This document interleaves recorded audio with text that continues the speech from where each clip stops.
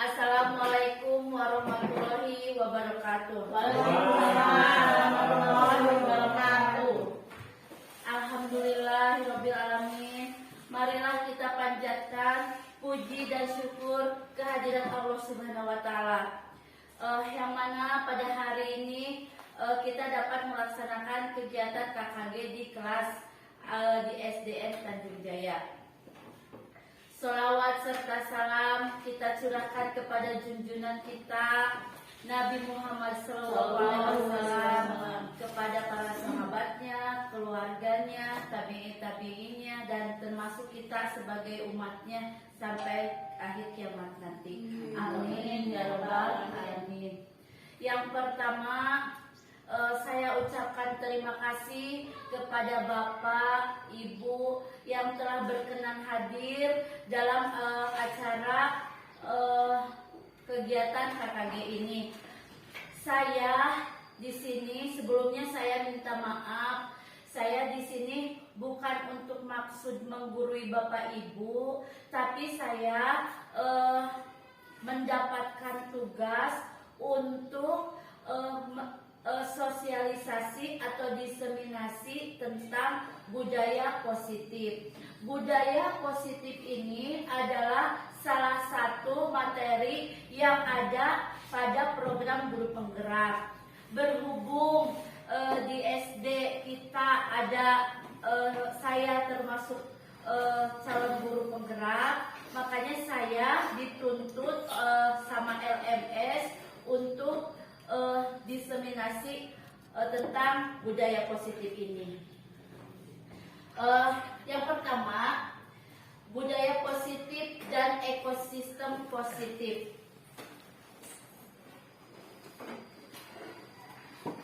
Nah, budaya positif dan ekosistem positif. Menurut Ki Hajar Dewantara, kita sebagai pendidik diibaratkan sebagai petani. Nah, di sini ada filosofi menurut Ki Hajar Dewantara. Kita ambil contoh perbandingannya dengan hidup tumbuh-tumbuhan seorang petani yang menanam padi. Misalnya, hanya dapat menuntun tumbuhnya padi. Ia dapat memperbaiki tanahnya, memelihara tanaman padi, memberinya pupuk dan air, membasmi ulat-ulat dan jamur-jamur yang mengganggu tanaman padi lain dan sebagainya. Nah, dapat ditarik kesimpulan bahwa kita sebagai pendidik diibaratkan petani. Petani membiarkan atau memelihara padinya supaya tumbuh. Nah, bagaimana padinya supaya tumbuh subur, sehat? Kan dikasih pupuk, dikasih air, disiram, pengolahan tanahnya, ekosistem tanahnya. Nah, sama halnya kita di sekolah. Padi diibaratkan siswa. Kita sebagai guru hanya menciptakan ekosistem di sekolah yang positif. Nah, dengan menuntun siswa, contohnya kalau ada siswa yang salah, misalkan jangan terus kita langsung memfokuskan, oh dia bersalah, jangan dulu. Nah, seperti biasa, tanya dulu, identifikasi dulu seperti itu. Kalau ada salah dituntut, oh nah ini loh jalan yang benar itu seperti ini. Cara ini, oh ini cara ini salah, yang benar ini seperti ini. Nah, dari sana fungsi kita sebagai guru itu adalah sebagai menuntun murid. Selanjutnya, dalam budaya positif ini ada beberapa hal yang harus disampaikan. 1. Disiplin positif dan nilai-nilai kebajikan universal. 2. Teori motivasi, hukuman dan penghargaan restitusi. 3. Keyakinan kelas. 4. Kebutuhan dasar manusia dan dunia berkualitas. 5. Restitusi 5 posisi kontrol. 6. Restitusi segitiga. Nah, yang pertama kita adalah perubahan paradigma. Di sini ada contoh di kepala kantangan. Nah, ibu, bapak, ibu misalkan dengan teman ibu mengepalkan tangan, ada usaha untuk membuka kepala tangan kita. Bagaimana kira-kira? Apa usaha untuk membuka tangan itu kira-kira dengan usaha apa saja? Menggerakkan, apalagi dengan oh buka dong, isinya itu apa? Kan bisa berupa rayuan. Ih, naon eta teh dilebetna, ningali, kan seperti itu. Terus awas ya, lamun teu dibuka. Itu dua cara yang berbeda. Yang satu dengan cara apa? Rayuan. Yang kedua apa?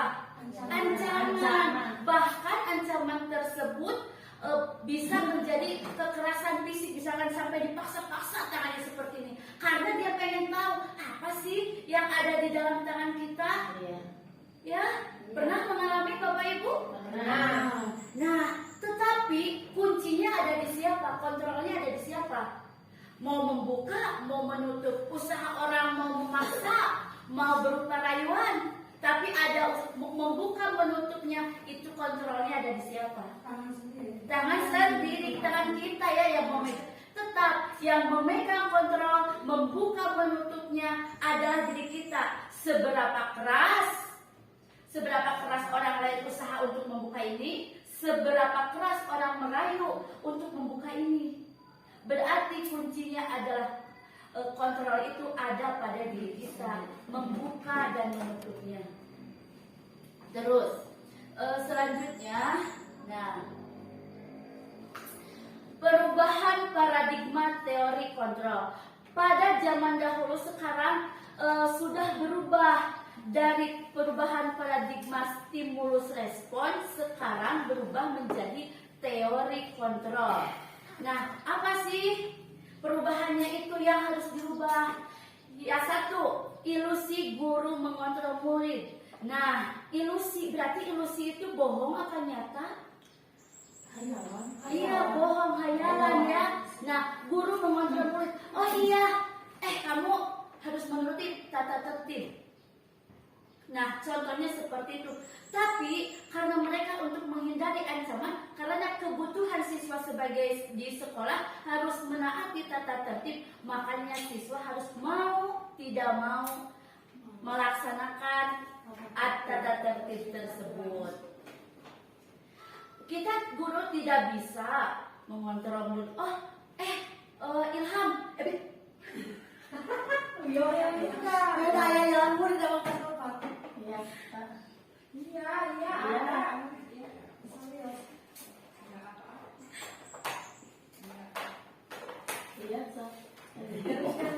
Kita profesional. Oh iya. Maaf, dan kelas 4 benar ada namanya Ilham Fadila di sama. Ya, misalkan begini, Hamdan, kamu tuh gini.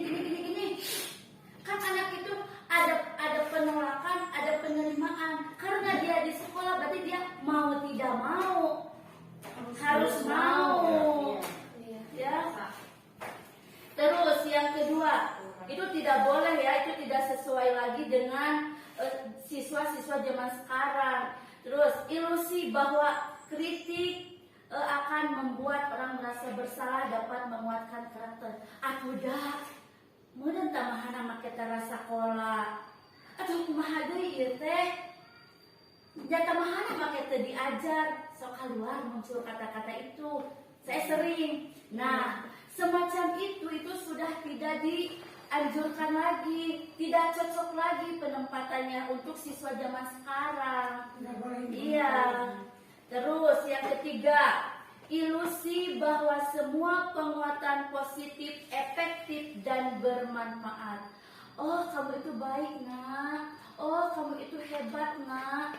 Nah, penguatan positif semacam itu sekarang itu sudah tidak efektif lagi. Karena apa? Dalam menerapkan ujian penguatan positif hanya berlaku untuk sementara saja, tidak melekat pada hatinya. Terus yang keempat, ilusi bahwa orang dewasa memiliki hak untuk memaksa. Kita usianya lebih tua dengan siswa kita, ya. Nah, kan kita kayak seenaknya aja, misalkan, kamu kenapa seenaknya pisan gitu ya? Kamu itu harus gini, tuh sampah pungut, kan? Tidak seperti itu juga. Kadang-kala kita seperti itu ya. Itu tidak sesuai lagi dengan situasi dan kondisi yang pada saat ini. Jadi perubahan paradigma stimulus respon sekarang sudah menjadi teori kontrol. Nah, di sini ada stimulusnya. Kita mencoba mengubah agar orang berpandangan sama dengan kita.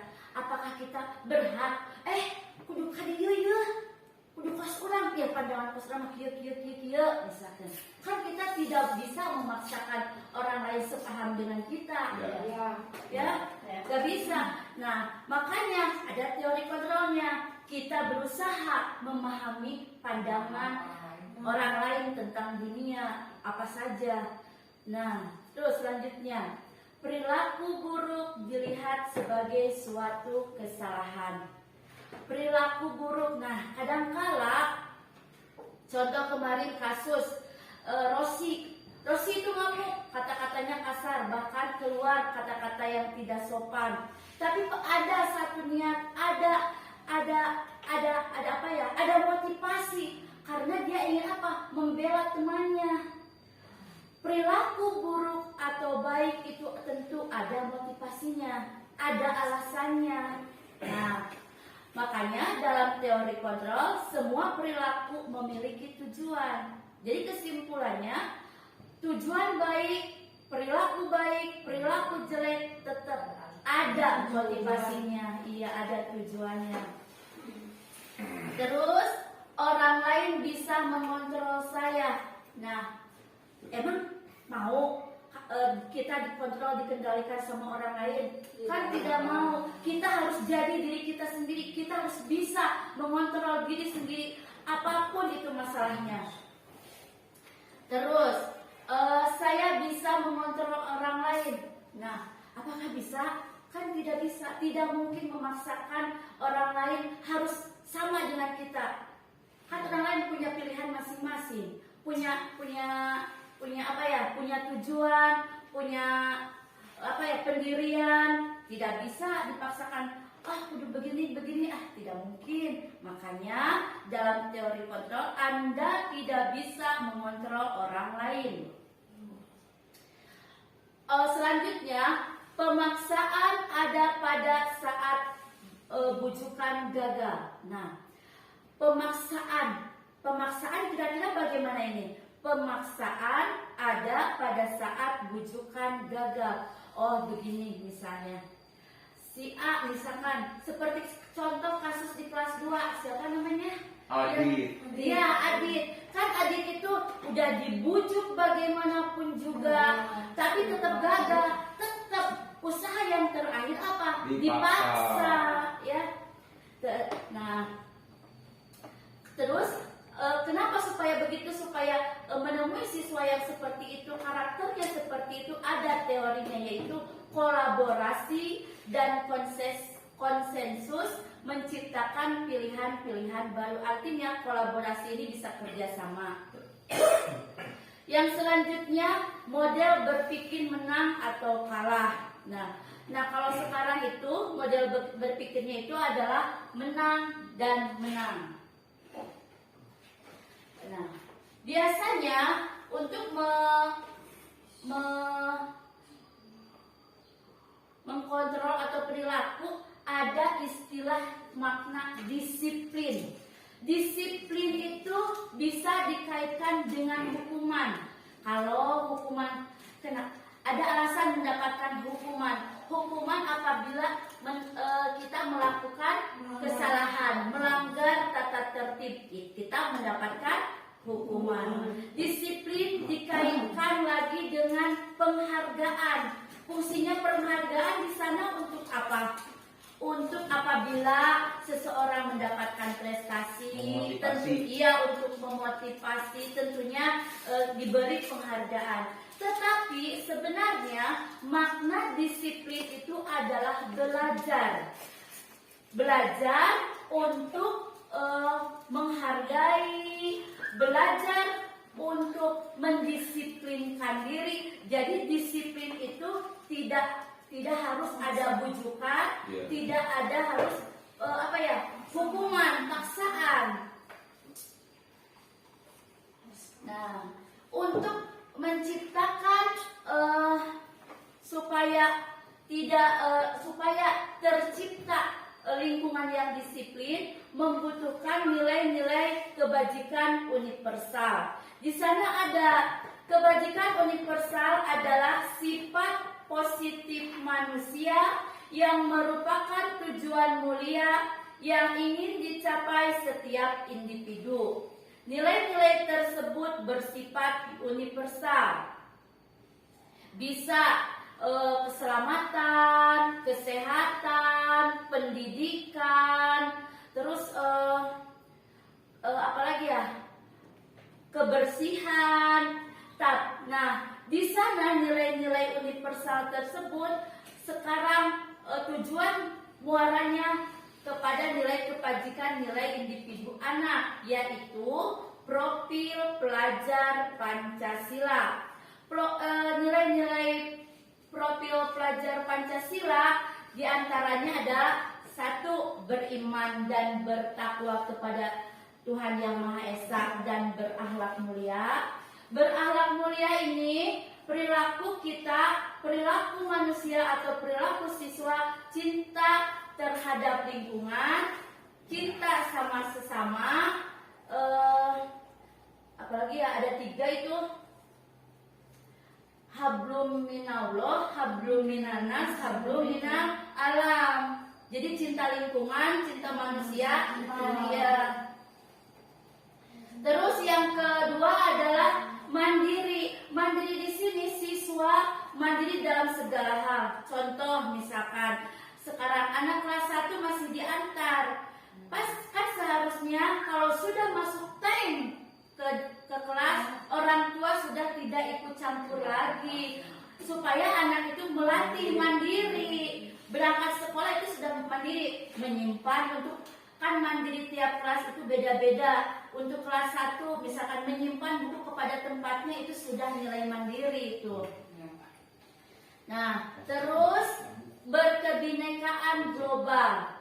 Binekaan global artinya walaupun kita misalkan kita masih kene satu daerah, masih kene satu bahasa daerah, kalau sudah di kota ada beraneka ragam, ada agamanya, ada bahasanya. Nah, itu adalah menjadi harus kita jaga kebinekaan global, saling menghormati.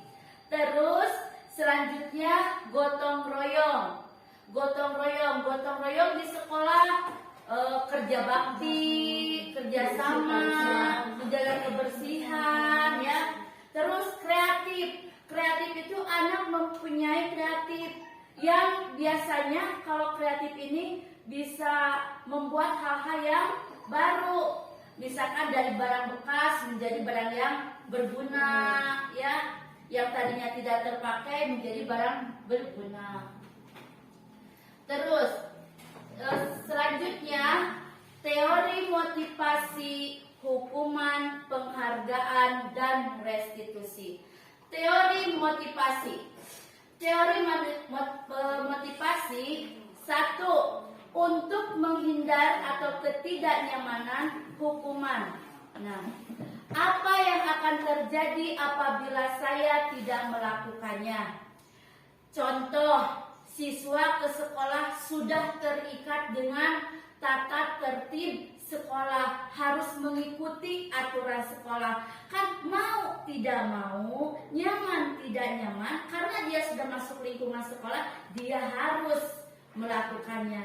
Itu karena kenapa dia melakukannya? Karena ada motivasi eksternal. Apa motivasi eksternalnya? Yaitu tata tertib sekolah. Terus yang kedua, untuk mendapatkan imbalan dari orang lain.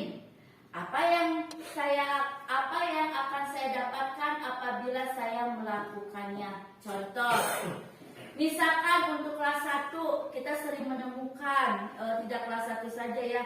Nah, kalau kamu rajin, nanti ibu kasih permen ya. Nah, kalau kamu membuang sampah pada tempatnya, ibu kasih bintang. Nah, kalau kamu barisnya yang rapi, ibu kasih tanda penghargaan bintang lagi ya. Nah, karena apa? Karena dia mau melakukan rapi, belajar, karena ada apanya? Karena imbalannya. Itu ada motivasi eksternal, karena dikasih imbalan. Sebetulnya dikasih imbalan itu tidak efektif untuk membentuk anak berperilaku seperti hal yang positif yang dituju tadi. Nah, yang dituju untuk sekarang yaitu untuk menghargai dirinya sendiri. Artinya dia mau melakukan sesuatu hal yang positif, datangnya dari hati. Datangnya dari hati, artinya datang dorongan dari dirinya sendiri. Tidak mesti dipaksa, tidak mesti dikasih imbalan. Datang aja sendiri. Dia mau belajar, dia mau mengerjakan PR, dia mau mengikuti kegiatan. Tidak ada paksaan. Tidak ada, kalau kamu ikut pramuka nanti ibu kasih nilai 9 ya. Kan itu namanya imbalan. Coba kalau tidak dikasih nilai, apakah anak mau melaksanakan pramuka? Kan belum tentu juga. Jadi apapun yang dilakukan anak, hal-hal yang positif anak itu harus datangnya dari diri pribadi.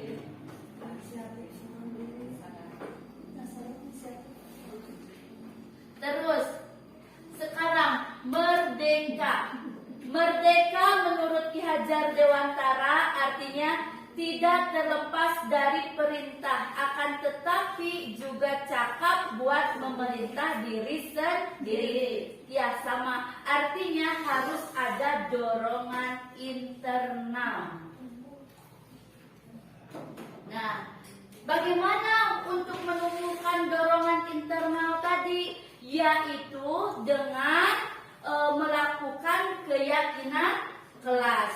Nah, kenapa melakukan keyakinan kelas bukan peraturan? Nah, kan kalau contoh di sini, mengapa kita memiliki peraturan harus menggunakan helm? Bapak, ibu punya motor, punya kendaraan harus memakai helm. Apa motivasi bapak ibu memakai helm? Pelindung. Pelindung. Kalau pelindung berarti identiknya dengan keselamatan. Iya, keselamatan, keamanan. Tanpa ada paksaan, tanpa ada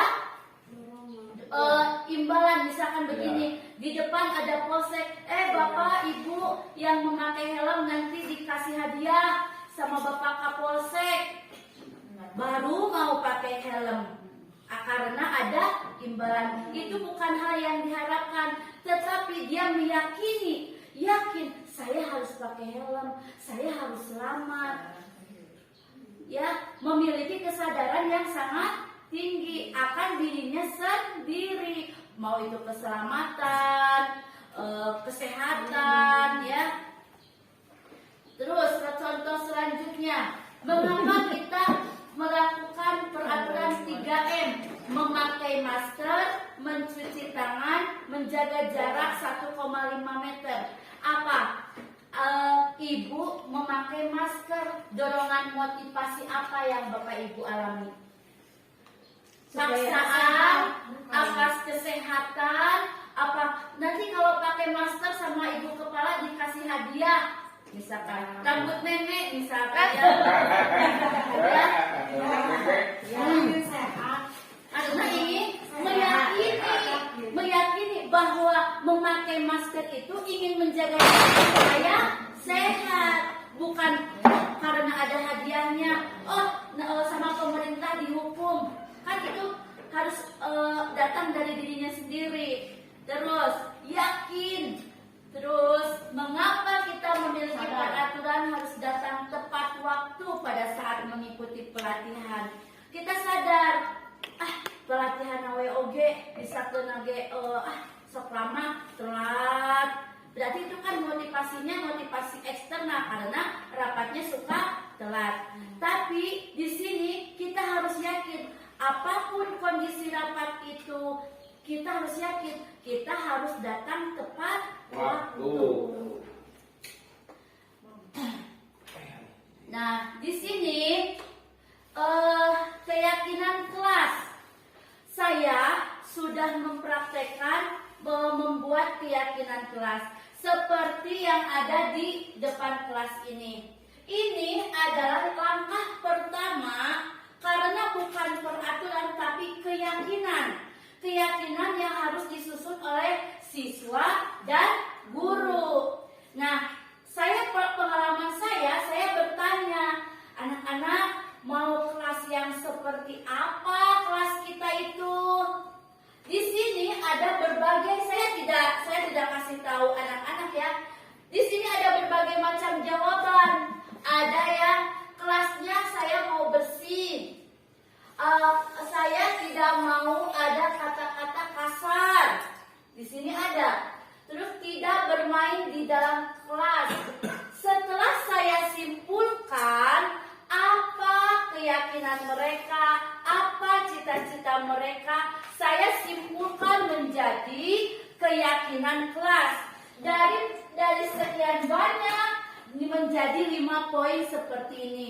Di antaranya, kami akan berdoa sebelum dan sesudah belajar dengan lembut. Artinya meyakini kalau doa yang lembut, kalau doa yang lembut, ameh teh di kabul ku Allah, ameh digampilkeun diajarna. Kan kita meminta harus dengan lemah lembut. Kan berdoa juga tidak harus bismillah, kan tidak harus begitu, yang lembut. Kan kebanyakan di kelas ini supaya berdoanya itu tertib, meyakini bahwa doa itu cepat dikabul. Yang kedua, kami akan saling menghargai dan menghormati kepada guru dan teman. Nah, di sini kan kemarin ada kasusnya galut berarti tidak ada saling menghargai, saling menghormati. Karena mereka meyakini akan adanya ini, mereka tidak akan lagi istilahnya berkelahi, ya. Hanya meyakini, kalau saya berkelahi berarti saya tidak punya teman. Jadi saya harus menghormati teman saya harus menghargai teman saya. Yang ketiga, kami menginginkan kelas yang rapi dan bersih. Meyakini kalau kelas rapi dan bersih, yakin belajar oge enakeun, yakin barau, ya.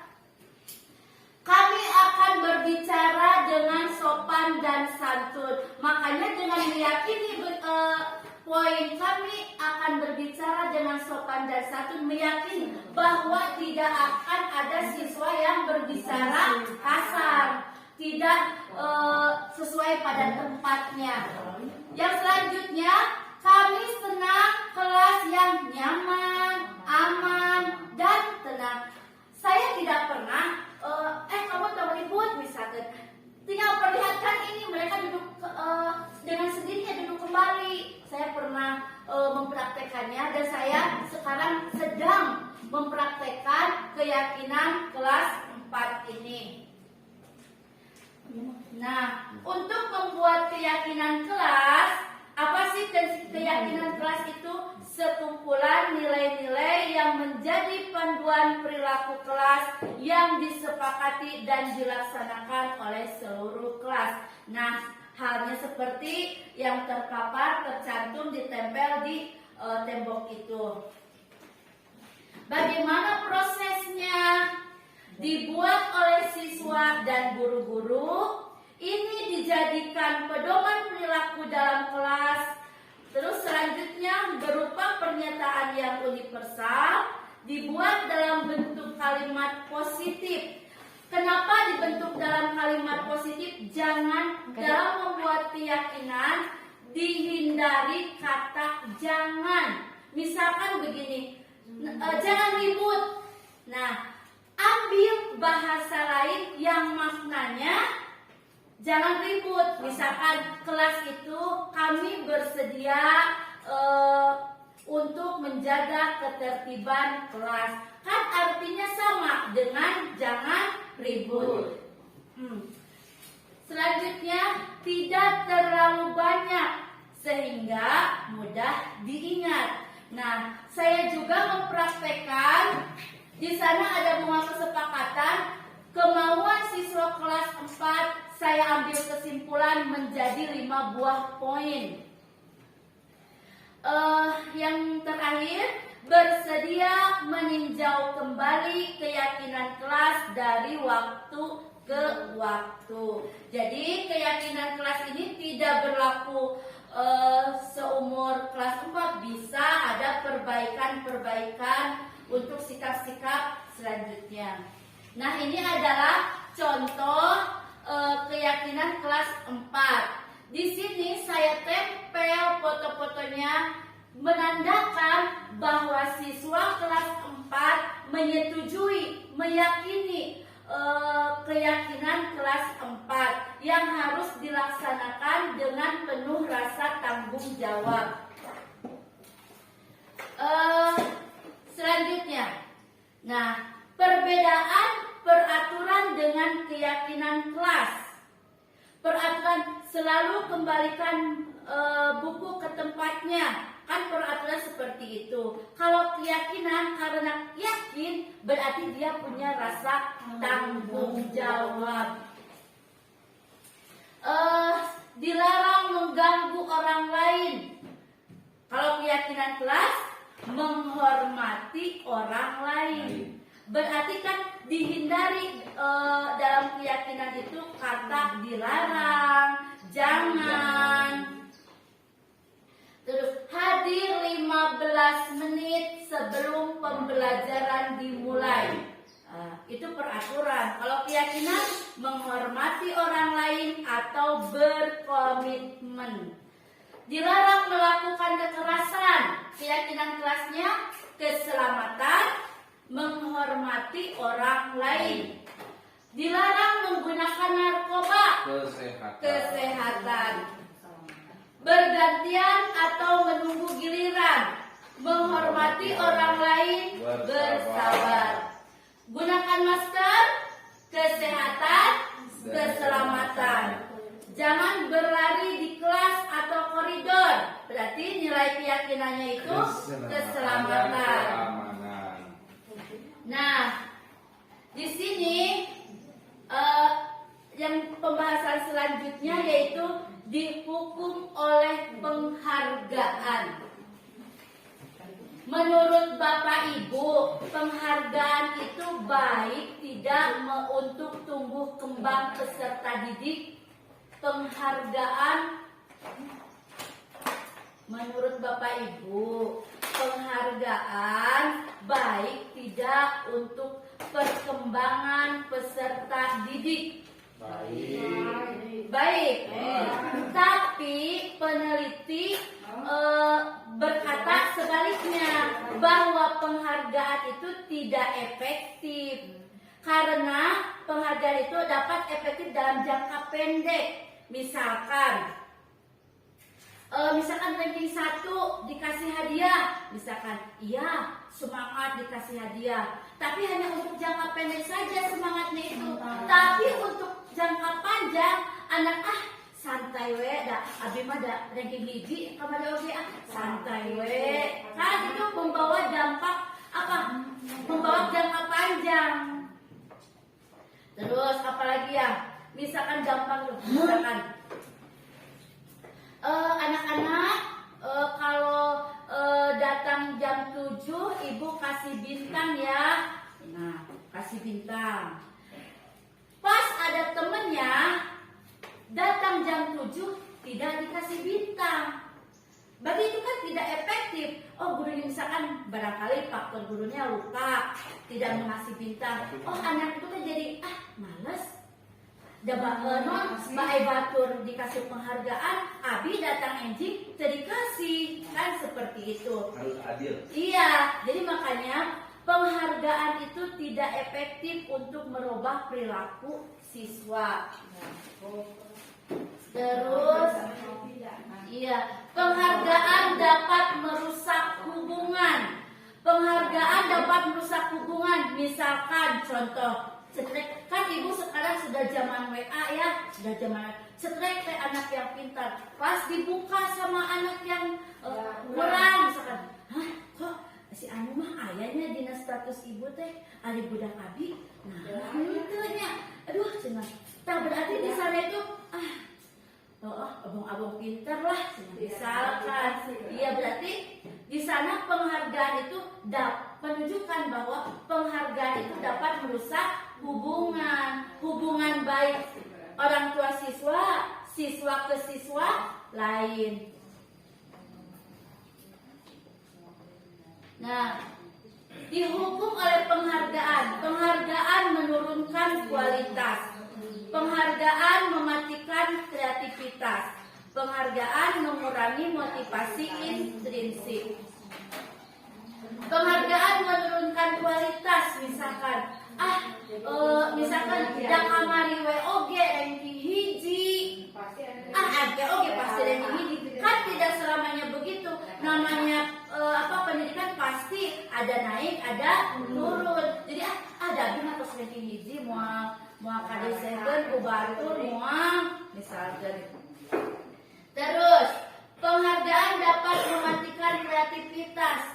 Berarti da abi mah geus kenging penghargaan, horeang ngerjakeun ge abi mah tos biasa.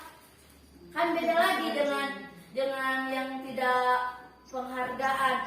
Bisa tidak bisa dia melaksanakan.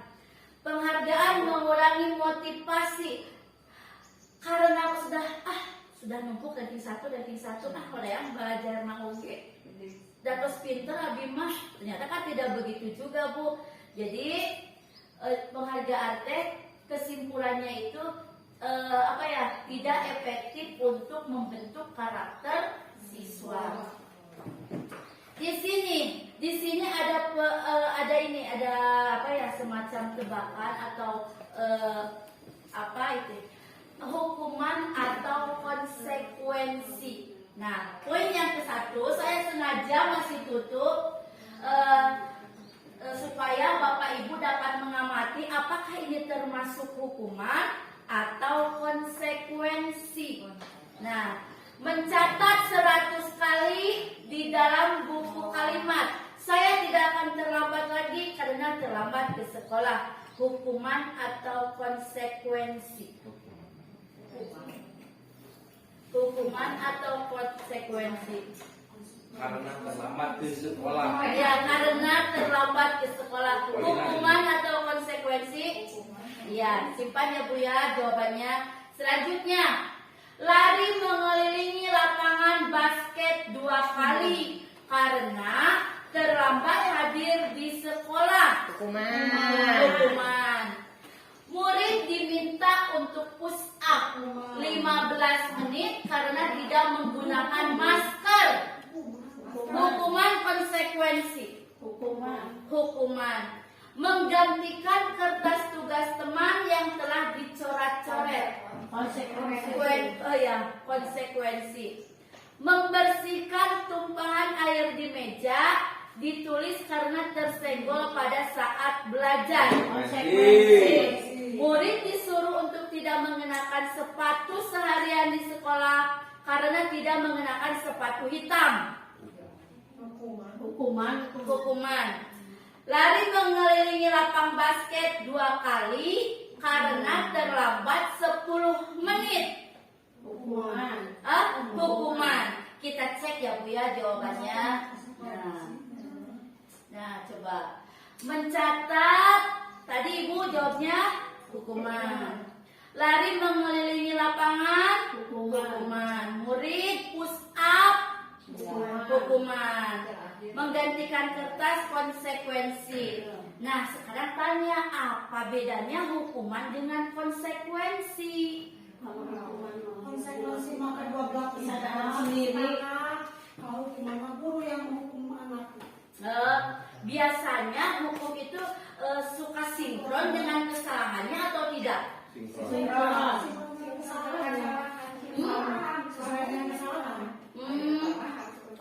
Contoh, kita diskusi ya Bu ya. Misalkan begini, kan tadi sudah belajar keyakinan. Nah, siswa, contoh, saya kasih contoh begini. Saya tidak memakai masker. Jadi saya sakit. Itu konsekuensi atau hukuman? Konsekuensi berarti ada sebab akibat. Tapi kalau hukuman misalkan begini, si Hamdan telat, kamu telat keliling lapang 10 kali.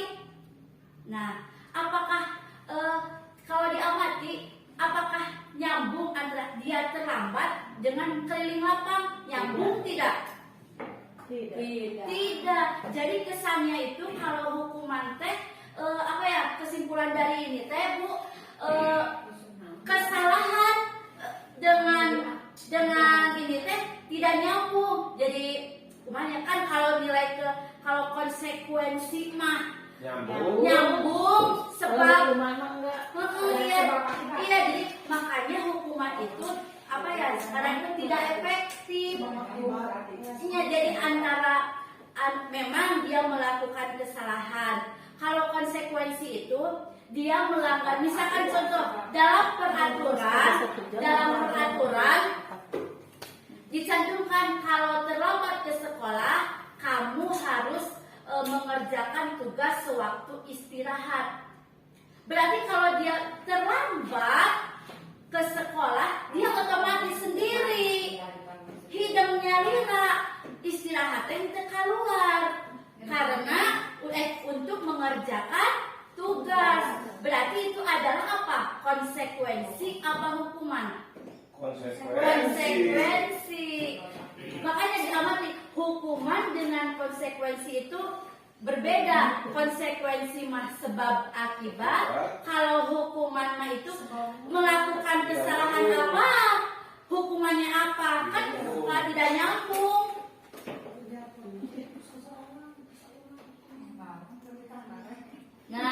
Nah di sini ada perbedaan hukuman dengan konsekuensi. Hukuman mah sesuatu yang harus terjadi. Konsekuensi mah sesuatu yang harus terjadi, menyakitkan hukuman ya. Terus hukuman membuat anak sakit. Baik, enak barangkali dihukum. Apakah tinu hatena teh urang teh apal? Hati siswa jadi ente. Iya. Membuat anak sakit fisik maupun hati untuk jangka waktu lama. Bisa jadi karena dihukumnya hari ini. Ingat wae pas pergi keluar pergi ke agel wae oke. Nah, kalau konsekuensi membuat anak merasa tidak nyaman dalam jangka waktu pendek. Hukuman, anak akan membenci kedisiplinan. Kamari we oge geuningan telat di urang mambu cenah. Kudu modelingan lapang. Jadi hoream teh bae disiplin oge kagok misalkan. Kan gitu sok aya timbul gitu dalam diri siswa teh.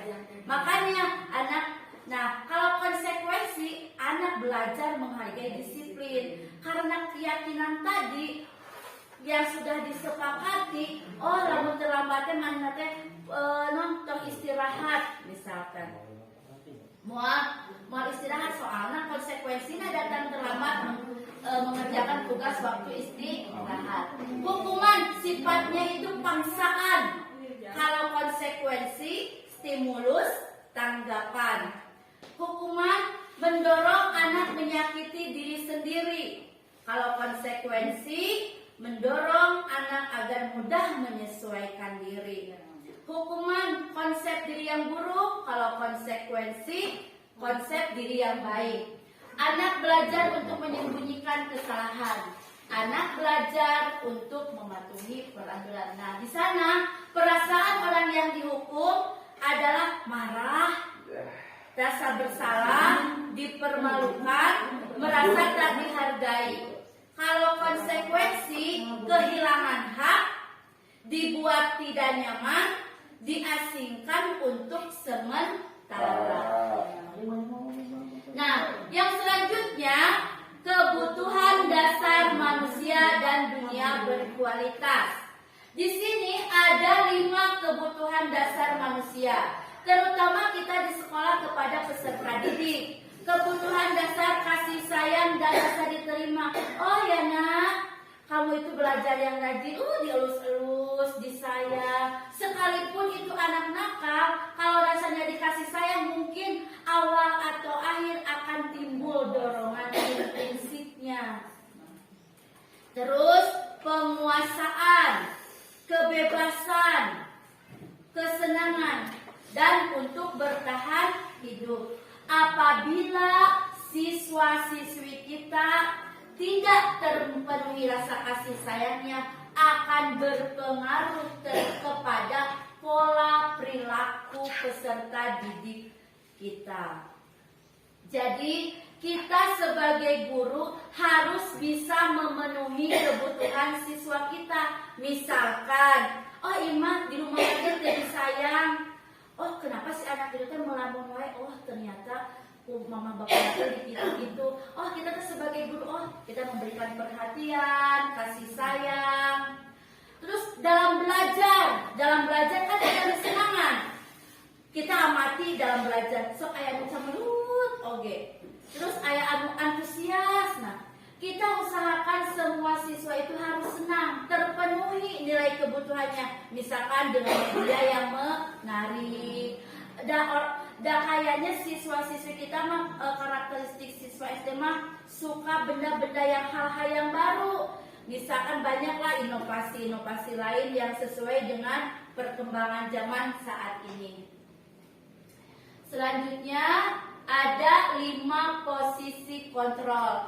Di sini yang pertama kita bisa menilai apakah kita termasuk guru yang mana. 1, 2, 3, 4, atau 5. Yang pertama, posisi yang pertama adalah sebagai penghukum. Yang terbersih sebagai penghukum itu kira-kira guru yang bagaimana ya Bu ya? Galak. Nyentak. Jangankan dia, siswa juga nyamun ya sama guru penghukum. Si ibu itu tuh,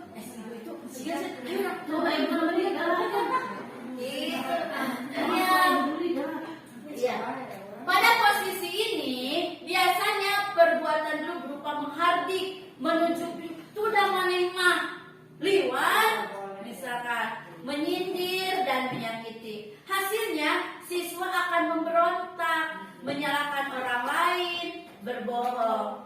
Itu dilakukan agar tidak dihukum. Sieun teh malakukeun salah ge. Jadi budak abi mah henteu padahal mah nya. Usah sieun dihukum da misalkan bapak ibu guru eta mah ada penghukum, budak sieun teh jadi we ngabohong. Terus selanjutnya 2 posisi pembuat orang lain merasa bersalah. Dalam posisi ini, guru itu kira-kira bagaimana Ibu tentang posisi karakter guru yang seperti ini, pembuat orang lain merasa bersalah. Seperti apa ya Bu ya? Misalkan begini, biasanya guru yang tipe ini itu adalah menyindir dengan halus. Atuh da tamahana make teu ngapalkeun jadi we teu bisa. Tamahana naik motor jadi weh cilaka. Padahal teh udah tahu si anak teh salah, terus ditambahan deui, ya. Makanya itu ada di sini. Makanya akan menjadikan siswa menjadi rendah diri, perasaan dirinya jelek, dan sang anak akan berkata, maafkan saya menganggap dirinya jelek dan bukan anak yang baik, dan akan berakibat buruk pada perkembangannya. Yang ketiga adalah posisi guru sebagai teman.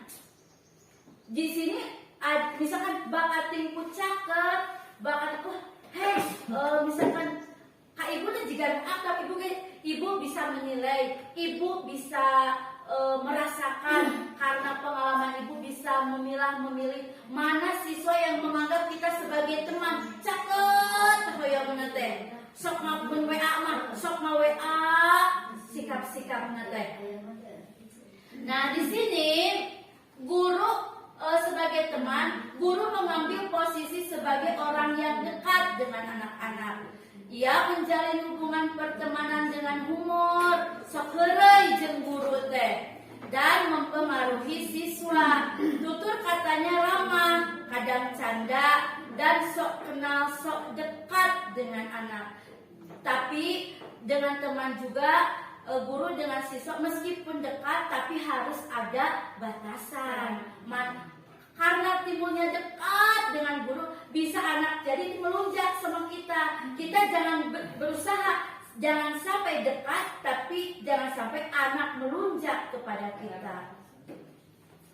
Nah, di sini yang posisi yang keempat. Posisi yang keempat adalah sebagai monitor atau pemantau.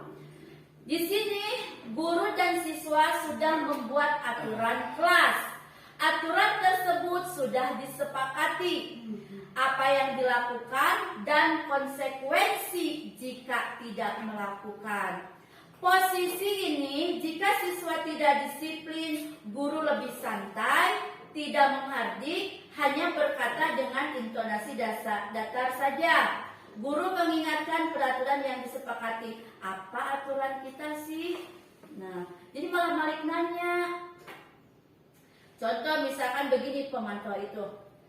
Sudah disepakati keyakinan kelas bahwa ke sekolah harus memakai sepatu hitam. Pas ternyata anak itu memakai sepatu putih. Si ibunya itu dia begini, tinggal balik tanya, aturan di sekolah ini memakai sepatu warna apa? Kan siswa menjawab, hitam. Kenapa pakai putih? Lupa misalkan, disusu, basuh, ya. Nah, dengan konsekuensi itu, apa konsekuensinya? Tidak boleh memakai sepatu selama pembelajaran di sekolah. Jadi dia dengan sendirinya melepas sepatunya, tidak boleh memakai sepatu di sekolah karena sudah konsekuensi. Kenapa dia melanggar? Harus terima konsekuensinya. Apa hukumannya? Apa konsekuensinya? Di sini yang terakhir adalah posisi yang kelima, guru sebagai manajer. Manajer ini guru akan bertanya tentang apa yang mereka membuat terlambat.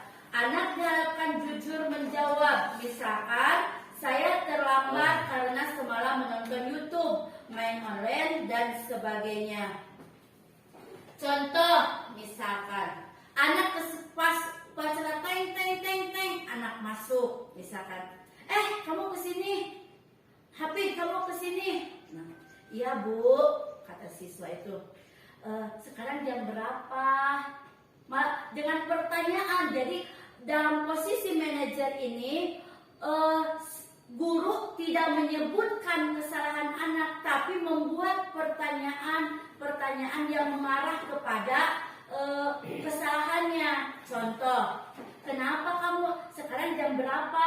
Jam 8. Ini sudah masuk atau belum? Sudah. Kenapa kamu terlambat? Saya nonton YouTube. Terus solusinya kalau supaya tidak kesiangan harus bagaimana? bagaimana bangun pagi, caranya seperti apa? Kata siswa itu, saya akan memasang alarm Bu, jam berapa? Jam 4 misalkan. Oh, jam 4. Terus kalau kamu lupa, ada siapa yang membangunkan? Ada ibu. Oh, kalau ibunya lagi masak, ada siapa lagi di rumah untuk membangunkan kamu supaya kamu tidak terlambat ke sekolah. Nah, hal-hal yang semacam itu akan dibangun oleh guru yang memiliki posisi sebagai manajer. Jadi tidak menyalahkan kesalahannya apa, siswa sendiri yang guru hanya bertanya, dijawab oleh siswa. Jadi kesalahannya sendiri, dia sadar akan kesalahannya. Terus selanjutnya, nah di sini ada pertanyaan. Kira-kira guru yang mana? Guru yang penghukum, guru yang membuat bersalah, guru yang sebagai teman, guru yang sebagai monitor, atau guru sebagai manajer? Di sini ada contoh pertanyaannya. Saya kecewa sekali dengan kamu. Kira-kira ini karakter guru yang mana ini? Saya kecewa sekali dengan kamu. Iya. Saya kecewa sekali dengan kamu. Kira-kira karakter yang mana? Penghukum, membuat bersalah, berteman, atau monitor atau manajer? Merasa bersalah. Terus, kalau kamu tidak pernah benar melakukannya, berarti penghukum atau merasa bersalah? Apa? Kamu tidak pernah benar melakukannya. Salah. Bersalah atau penghukum? Penghukum ya. Kita lihat jawabannya nanti di bawah. Ayolah, lakukan demi ibu bapak. Kira-kira ini posisi yang mana? Posisi sebagai teman, monitor, atau manajer? Apa yang kamu Ayolah, lakukan demi ibu bapak. Berarti sebagai teman, guru sebagai teman. Nah, selanjutnya, apakah kamu mau mendapatkan stiker bintang hari ini? Kalau pertanyaan berarti guru sebagai apa? Manajer. Terus, kamu selalu yang paling terakhir.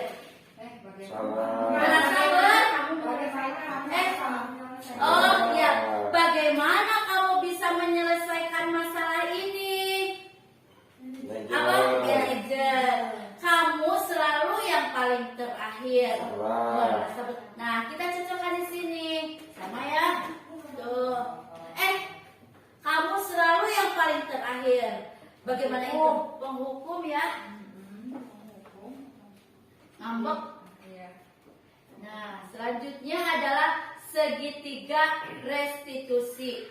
Yang terakhir, segitiga restitusi ini adalah langkah-langkah apabila siswa mengalami masalah harus diselesaikan dengan segitiga restitusi.